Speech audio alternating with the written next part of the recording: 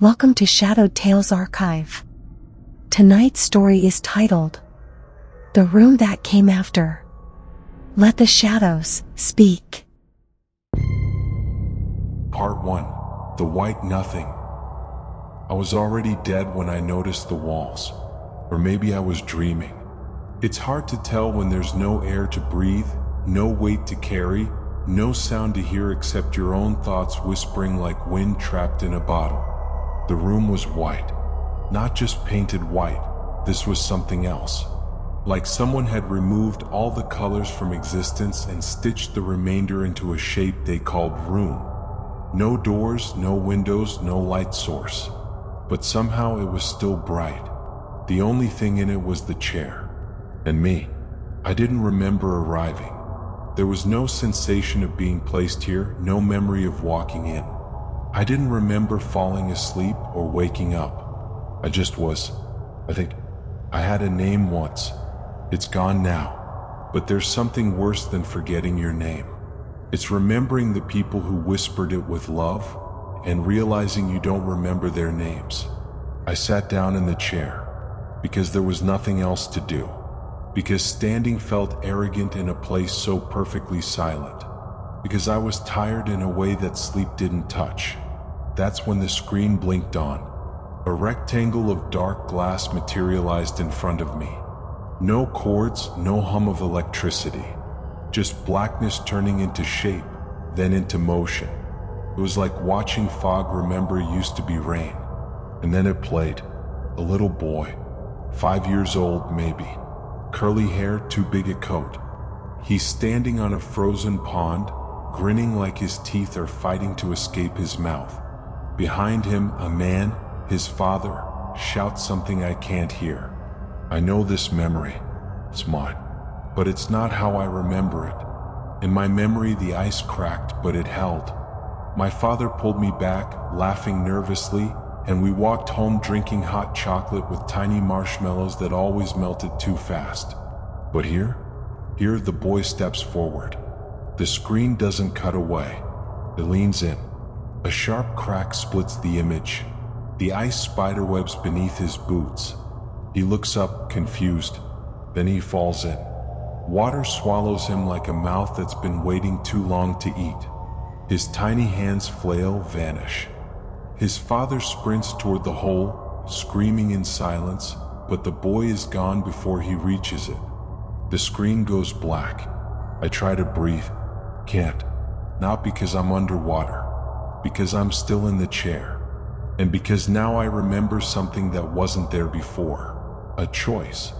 That day my dad had asked me to stay off the ice. Just for 5 more minutes. I had disobeyed. But in the real memory, it hadn't mattered. Now it did. The screen lights up again. I don't want it to. I scream, I think I do, but no sound leaves my lips. My voice is caught between this place and somewhere I no longer have permission to be. This time I'm 12. I'm biking down a hill toward the overpass where my friends are waiting. I can smell summer. I can taste the metal tang of adrenaline. A squirrel darts across the road. I veer slightly. A second later, a black SUV barrels around the corner. I don't make it. The impact is sudden and final. The screen doesn't flinch. I watch my spine fold in half and my head twist at an angle God never intended. The scene lingers just long enough for me to see the blood leak across the pavement like it's trying to write something no one will read. Then, black. When I open my eyes, I'm still in the chair. I can feel my fingernails digging into my palms. I can feel something else now too. A presence. It's faint, like static at the edge of thought. Like someone or something is sitting just behind me, watching. I don't know how long I sit there before the screen comes alive again. This time, I don't recognize the memory. I'm older now, in my 20s, in a dorm room that isn't mine. A girl is laughing. My arm is around her. There's a bottle of rum on the floor. I look happy. Then she leans in and whispers something. I reply. Whatever I say, she flinches. She gets up, leaves. Then the room grows darker. The walls pulse. I watch as the version of me on the screen pulls out a knife from a drawer and... No, that didn't happen. I don't remember this, but the screen insists, makes me watch. And as the knife slides across my own throat, on screen, I feel something warm trickle down my real neck. When I touch it, my fingers come away clean. The blood only exists in the memory, but the pain is real. Then the room speaks, not in words, in symbols, in shapes, in flashes behind my eyes. It says, "These are the lives you could have lived. These are the deaths you never earned." And in that moment, I understand the chair is a judgment seat, and the screen is not a screen. It's a mirror. Part 2. The witness blinks. The screen didn't return for a long time after that, or maybe it was a second, or a year. In the white room, time folds like origami, delicate and sharp, endlessly creasing in on itself. I stood. My legs held me now, though I don't recall deciding to use them. The chair scraped back slightly, but there was no sound. Just the sensation of motion, like walking through snow without hearing your own steps. I turned, and it was there. In the corner where before there had been nothing, now there stood a figure. It was not a man, not a woman. It wore a cloak darker than shadow, not black void, as though someone had sculpted shape from what had been erased. Its face shimmered like a heat mirage, constantly changing, not quickly, but enough that I could never remember it a second later. But it had eyes, no color, no pupils, just two pinpricks of awareness. They blinked, and in that blink, I remembered something I was never meant to know. I took a step back and my heel hit the chair. "Who are you?"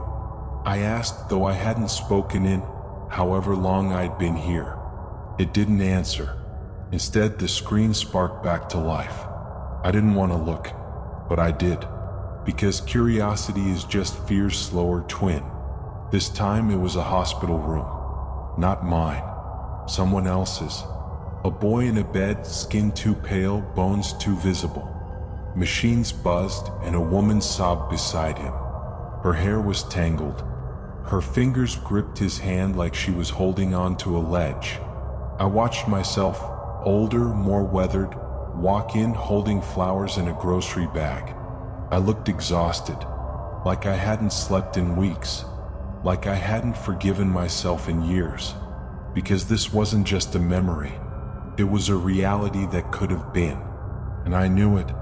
I knew that if I had made one different call, just one, this boy wouldn't have been sick.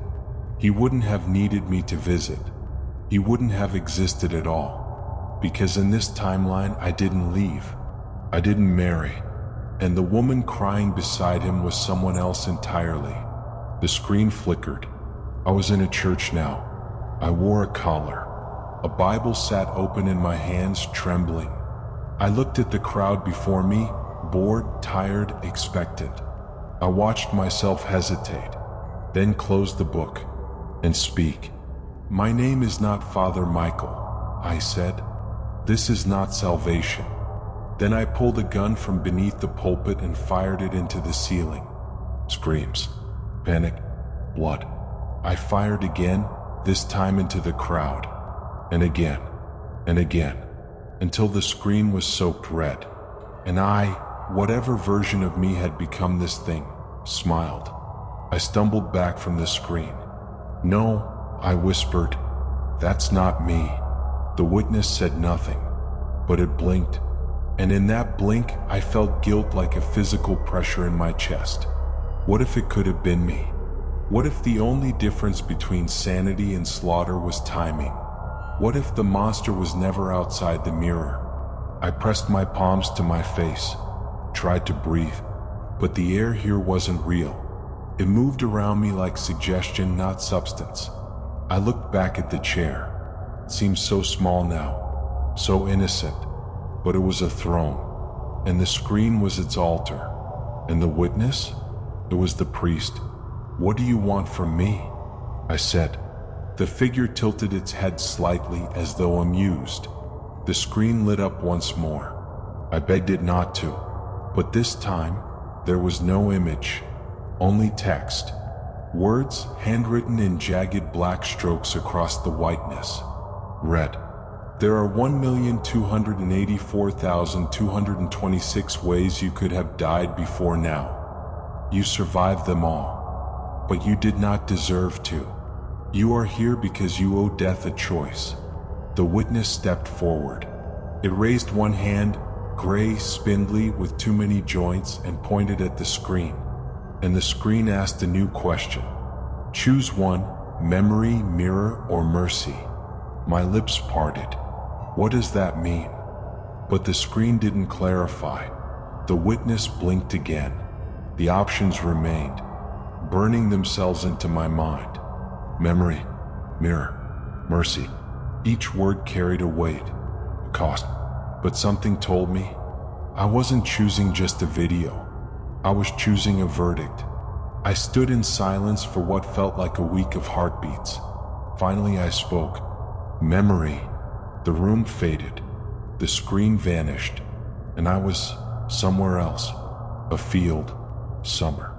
Golden light dripped from the sky like honey, warm and heavy. Children laughed in the distance, and I turned my head to see her. The girl from the hospital. My daughter. Except I didn't recognize her face, but my chest ached with love for her all the same. She looked at me and smiled. "Daddy," she said, "you're not supposed to be here." The words made me collapse. Not from sadness, from knowing this wasn't my life. It was someone else's. A version of me that had made better choices, or maybe just different ones. And now I was trespassing on his joy. The world shimmered like water disturbed by a stone. Then it cracked.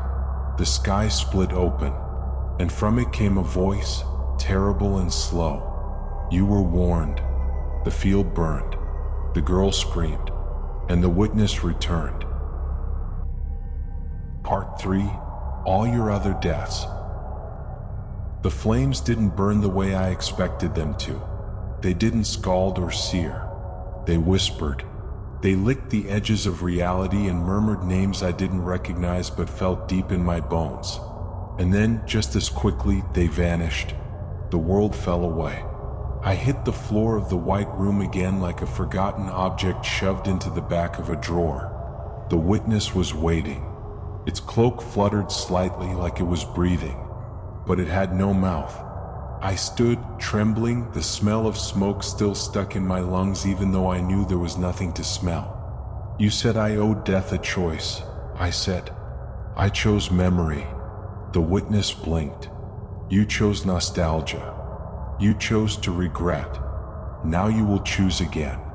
The screen flared, but this time it didn't show anything at all. Instead, 3 doors appeared.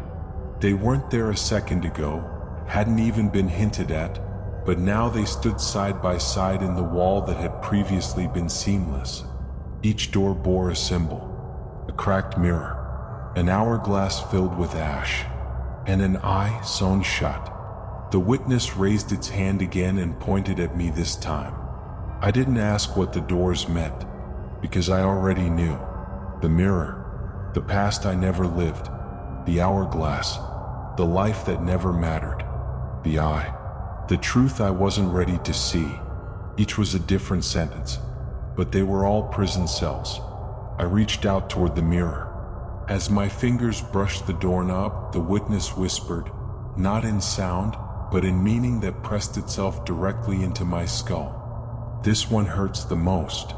I opened it anyway, because that's what pain is. It's a truth you can't unlearn. The world shifted again. Not all at once, but like a painting slowly melting in sunlight. This time I was sitting across from my mother. She looked tired, older than I remember.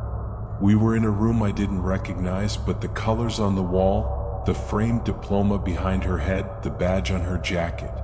She was a detective? No, that wasn't right.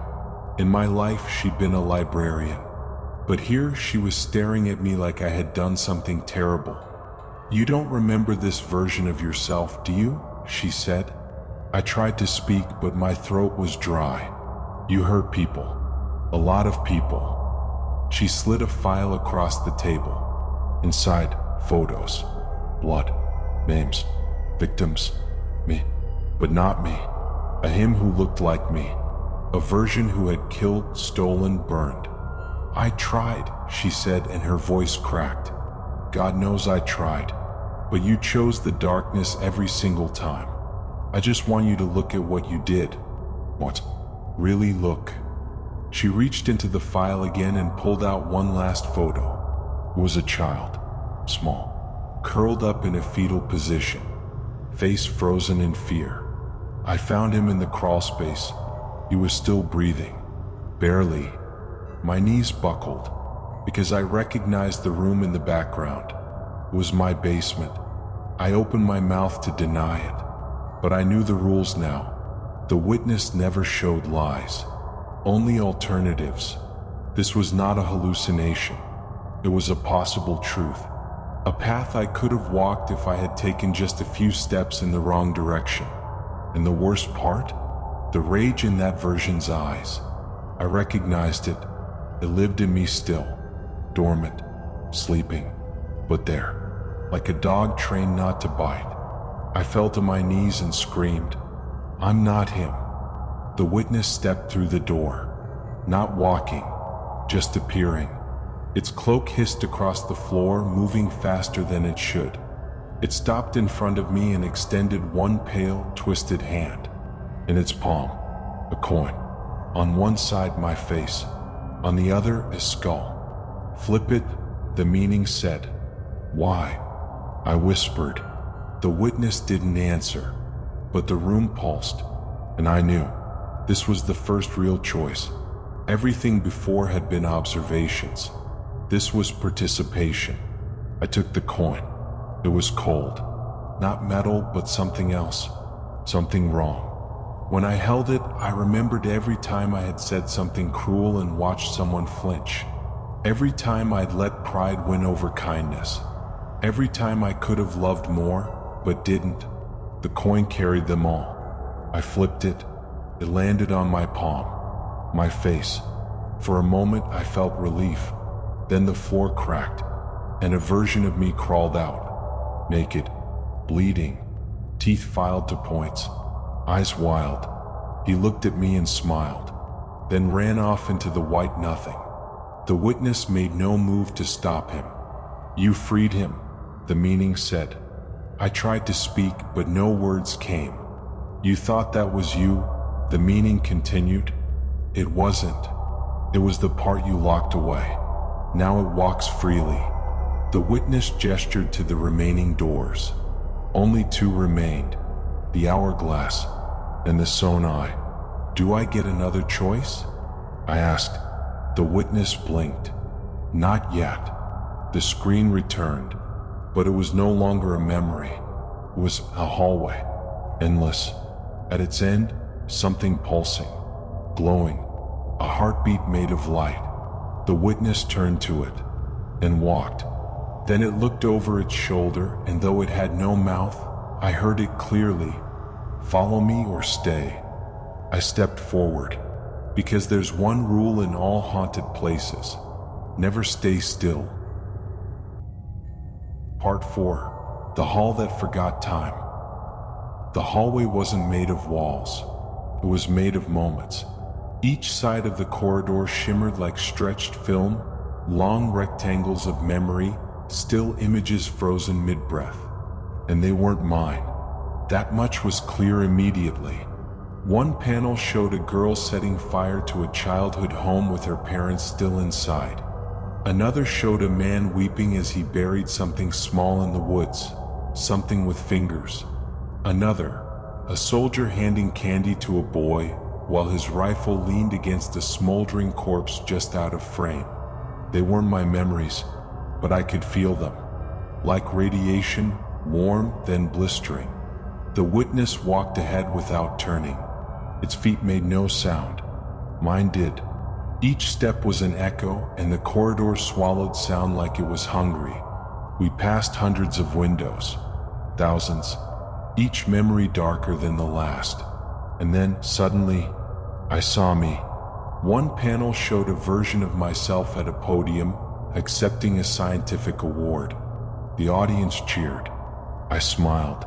Another showed me standing before a burning building, leading survivors out, coughing and bloody.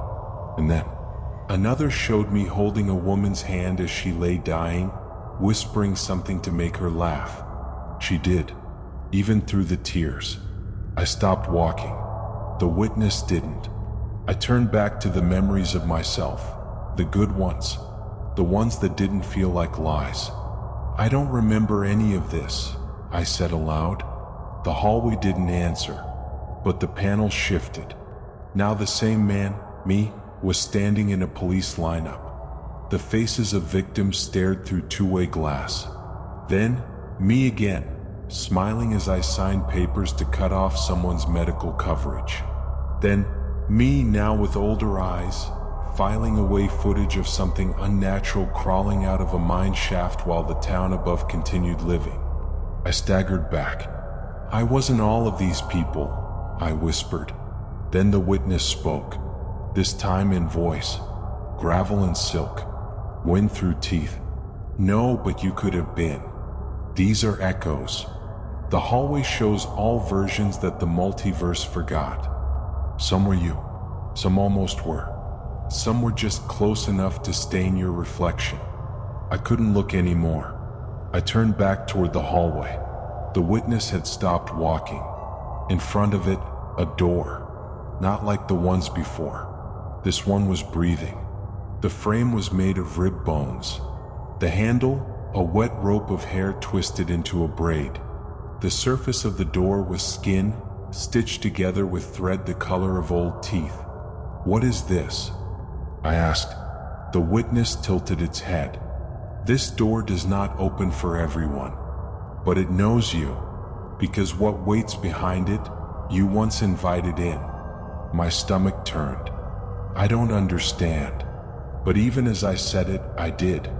This wasn't about memory. It wasn't about possibility. This door led to a promise I had made. Somewhere, someone, and forgotten. The door opened on its own. Not fast, not slow. Like a mouth preparing to speak. Inside, darkness. No walls, no floor, no sky. Just a floating platform of cracked black stone.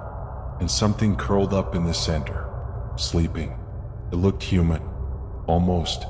Its arms were too long. Its mouth was stitched shut. Its chest rose and fell with a breath that sounded like grinding gears. The moment I stepped inside, it opened one eye, and I saw my own. I froze. The witness stood behind me now. I didn't remember it walking. It didn't need to. The stitched being stood slowly, not aggressively, but with purpose, like it had waited long enough. Do you know its name? The witness asked. I shook my head. It's called the bargain. It was born when you wished for something you were never meant to have. I tried to speak, but my throat closed. 1,000 thoughts ran through me. What did I wish for? Fame? Forgiveness? For someone else to suffer instead of me? The bargain took a step forward. The floor didn't shake. The air did. Then it lifted a hand and placed something in mine. A key, bone, burned at the edge. A tag hung from it, written in red. For later. Why is it giving me this? I asked. The witness did not reply. The bargain did. Though its mouth was stitched, the words echoed directly into my brain. Because you have not chosen yet. But soon you must. The witness sees your future. I remember your debt. Then it lay back down and vanished. I stood alone on the platform. The key burned cold in my fist. The witness stepped forward and held out its hand. Come, it said, not in words, but in the deep language, the one under dreams. We walked back into the hallway. This time the panels were blank. No more memories, no more reflections, only static. I had seen what I needed. Now came the part that mattered. The part one hadn't earned yet. The witness turned to me, spoke clearly. You have met the bargain. You have walked the hall of forgotten time. Now you must face the mercy you once denied. And before me appeared the third door, the one with the sewn shut eye. It blinked once, just once, and I knew, this is where I find out what I did. Part 5. The Eye That Never Closed. The door with the sewn eye pulsed like a heartbeat. It didn't want to open, and yet it did. Not because of me, because of it. Because whatever lived behind that door had waited long enough. The eye twitched once more, then split, thread snapping like wet string.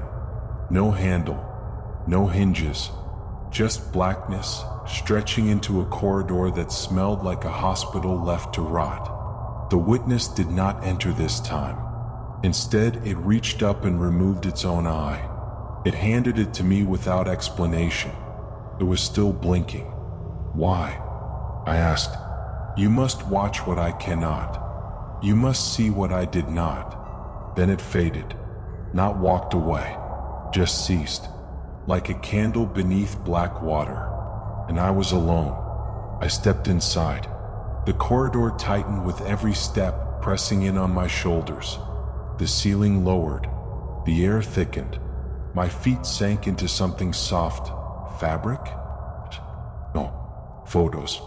Thousands of them, all printed in black and white. Each one a moment, a person, an act. I knelt and picked one up. It was a man screaming at a dinner table while a boy covered his ears. Another. A woman in a stairwell, clutching a phone, eyes wide with betrayal. Another. A child standing over a broken dog, all frozen in time. Familiar. I walked further. The corridor opened into a room, and I saw them. My family. Not how I remembered them, but how they could have been. My wife sat on a hospital cot, knees pulled to her chest. She was thinner. Older, eyes hollow. Beside her sat a child, too pale, too quiet, hooked up to machines that hummed like tired lungs. I didn't remember this timeline, but my heart did. It beat faster, colder, like it recognized the sin before the memory. She looked up at me, but didn't react, didn't scream, didn't cry. She just said one word, "Why?" The room began to twist. The ceiling cracked and fell away, revealing a red sky. The machine stopped humming. The child gasped once and then slumped. Flatline. I rushed forward, but my body slowed like molasses. The air pulled at me like it wanted me to witness, not intervene. My hand reached hers too late. Her skin faded to gray. And her mother? She didn't scream. She whispered, "You said you'd fix it." The room cracked in half. Reality peeled away like burning wallpaper. Now I stood in a courtroom, not as a defendant, as a judge. Dozens of files lay open on the bench. Medical, financial, personal. I was older here, sharper, colder. I recognized the case. A girl, 6 years old, needed an emergency operation her insurance wouldn't cover. The paperwork had crossed my desk, and I'd stamped denied without reading it. The same girl was now wheeled into the courtroom, not as a witness, as a body bag, and beside her, the same mother, the same face. She didn't look at me. She just whispered the same word. Why? The courtroom darkened, turned into a cavern, then a cell, then a mirror. My reflection stared back. It said, "Because you had the power to help, and you didn't." I fell to my knees. The room pulsed red, then black. Words carved themselves into the air, glowing like cracks in glass. "This is your forgotten sin. The one you buried. The one that opened the room. I shook my head. I didn't know. I didn't remember. You chose not to. Mercy was offered. You walked past it. Suddenly the air shifted, and I was no longer alone. Standing behind me, the child. No tubes, no wires, just a small figure in hospital pajamas staring up at me. Her eyes weren't angry. They were curious. "Are you going to lie again?" she asked. "No," I whispered. She nodded, then handed me a piece of paper. It was the same insurance document I had stamped, only now the word "denied" was scratched out. Underneath it, new handwriting. "Do you want to make this right?" I looked up. She was gone. The room faded. I was back in the white void, but the witness was there again. It did not ask what I saw. It already knew. Instead, it pointed behind me. I turned and saw the final door. No symbols, no wood, no hinges, just light. "This is where the room ends," said the witness. "What waits there is not a reward. It is a rebalancing, a moment of mercy, and mercy for you will not feel like peace." I swallowed. The paper still trembled in my hands. "Do I get to walk out?" The witness tilted its head. "No one leaves, but some walk forward." And so I did, not because I deserved redemption, but because I could no longer ignore the weight of what I'd forgotten, and because some sins rot louder when left buried.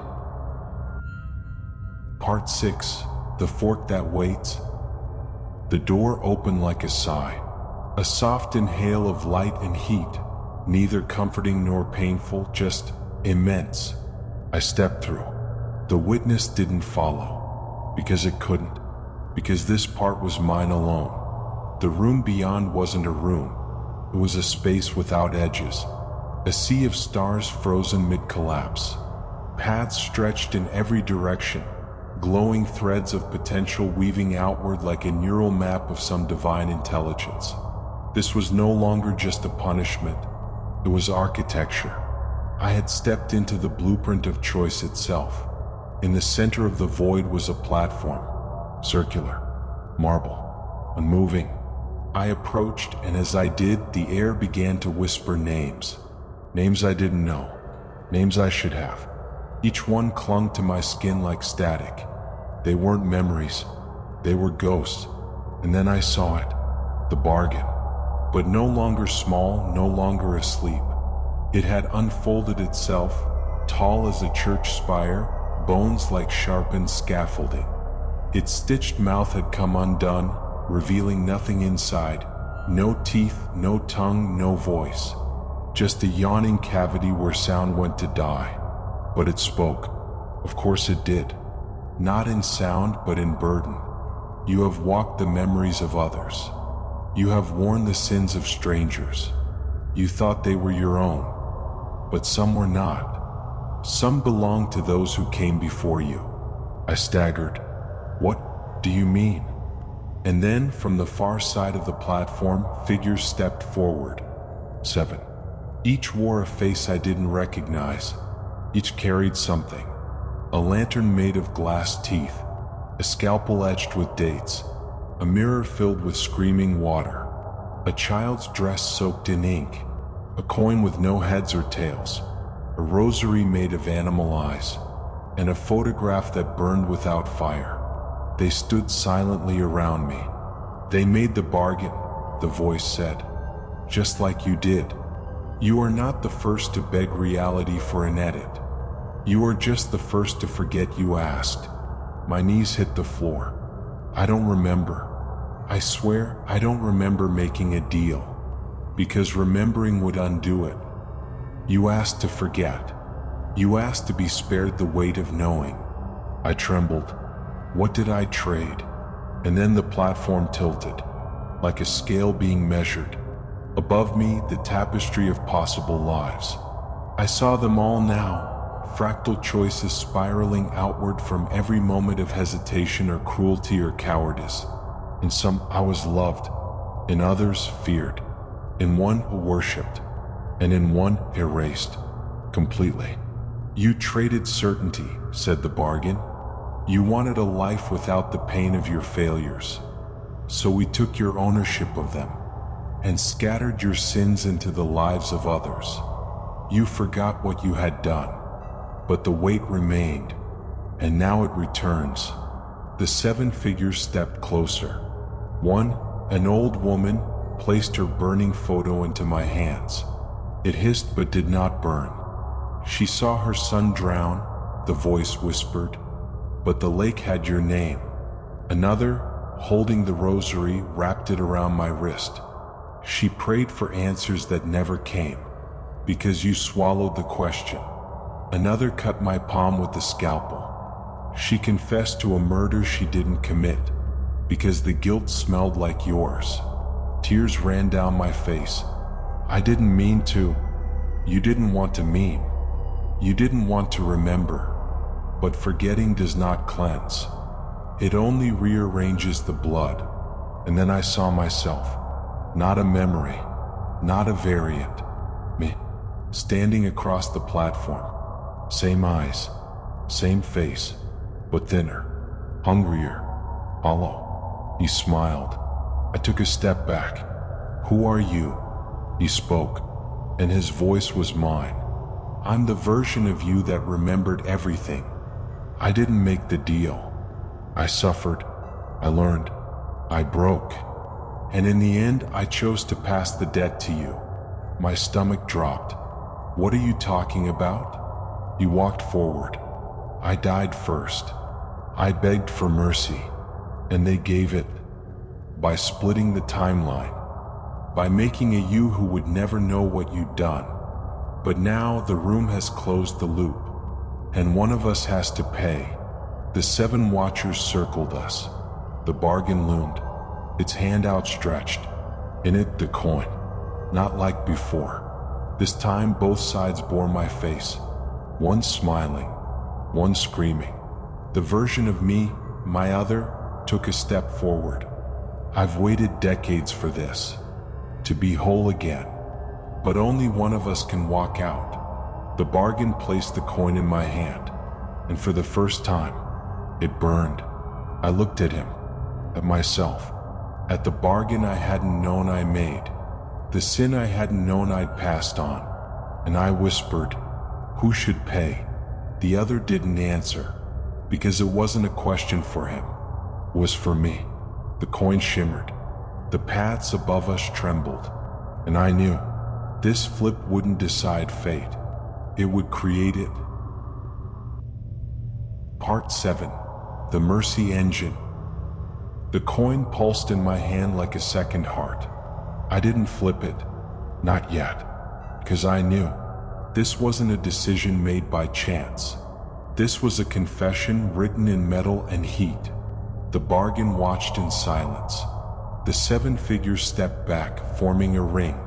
The other, my reflection, my consequence, smiled faintly as if he already knew how this would end. This isn't fair, I whispered. I didn't ask for this. The other tilted his head. But you benefited from it. You lived a life scrubbed clean of consequence. You got to love freely, sleep peacefully, feel righteous in your suffering, while I carried the rot you left behind. He stepped closer.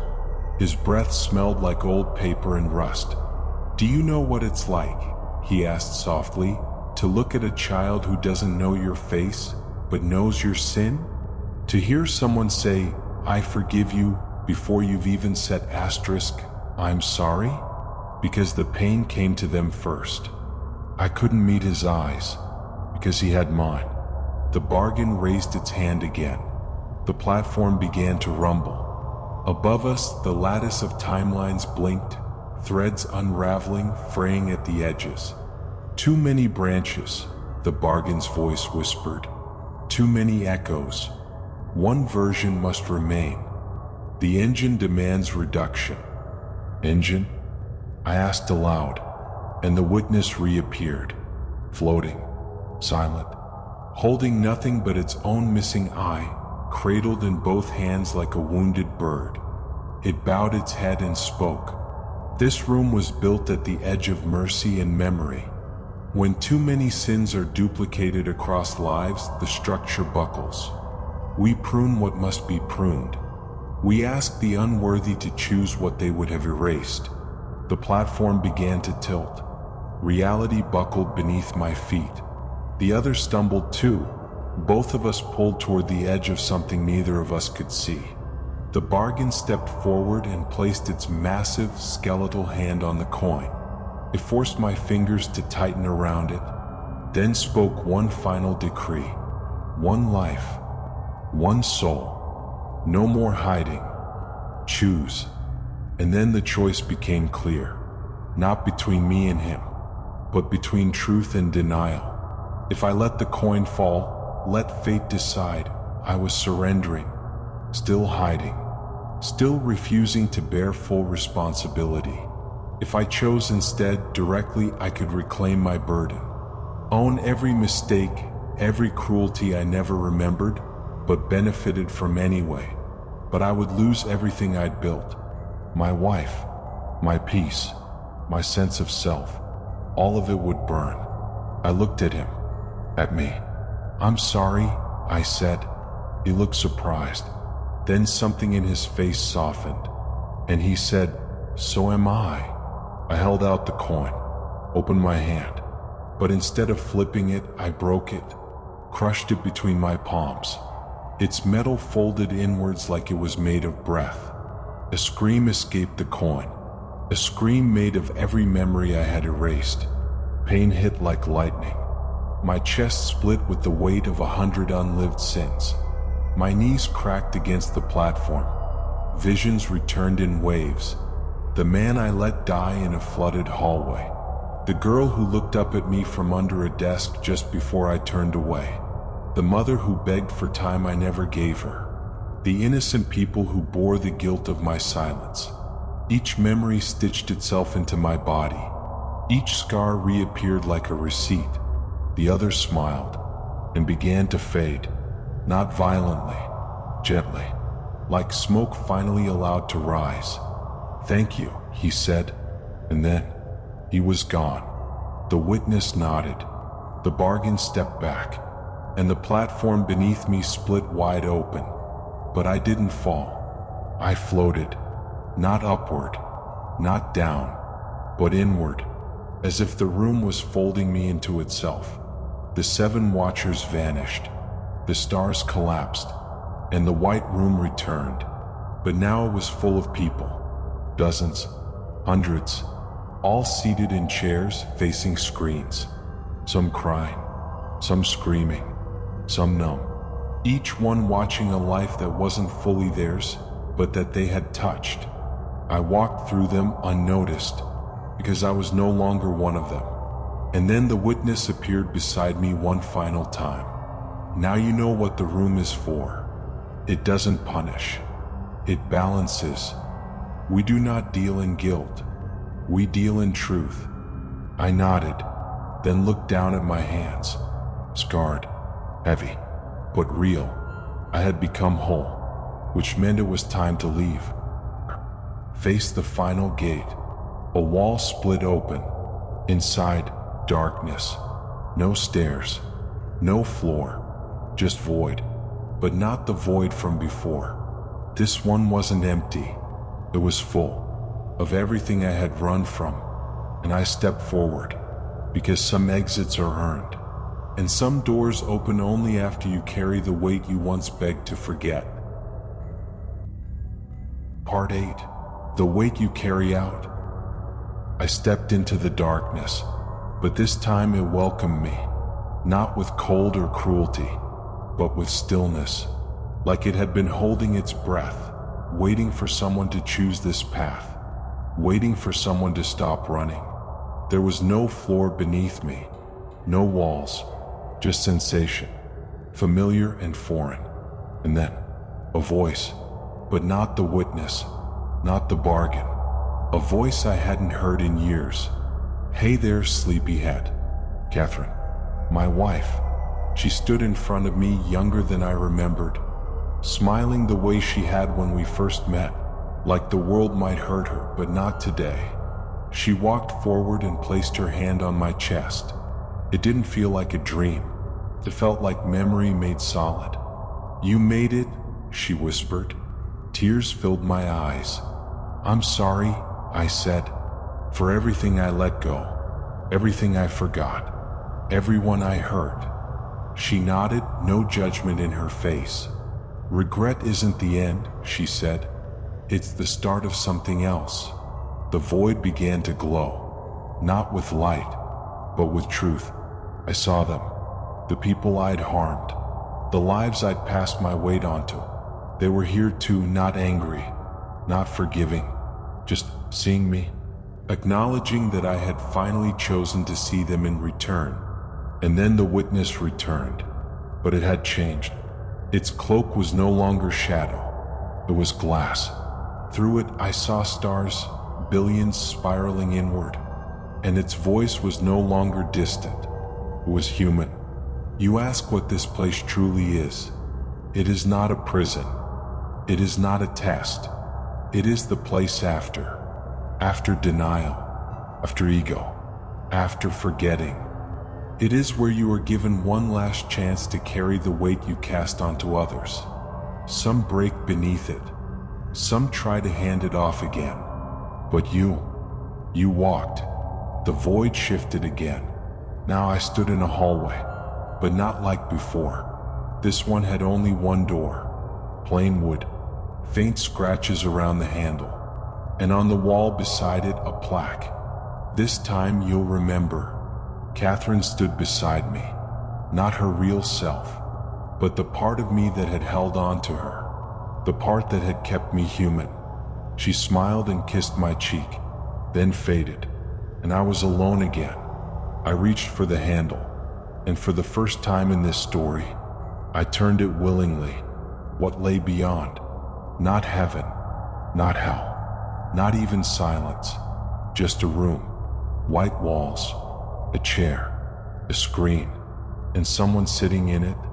He looked up at me, terrified, lost, just like I had been. He held the coin, unflipped, untouched, waiting. He was the next one, and as I stepped into the light, I became the witness, not because I was punished, but because I had earned the right to help someone else carry what they couldn't. Because that's what mercy really is. Not a pardon, a presence, someone who doesn't turn away when the weight shows its teeth. The boy looked up. "Where am I?" he asked. I smiled gently, and for the first time in this place, I answered, "Somewhere after." And that was tonight's tale from the Shadowed Tales archive. If it left a mark on your mind, if the silence feels heavier now, then the story did what it was meant to do. Don't forget to like, subscribe, and share the darkness. New stories are always on their way. Until then, keep the lights low and the doors locked.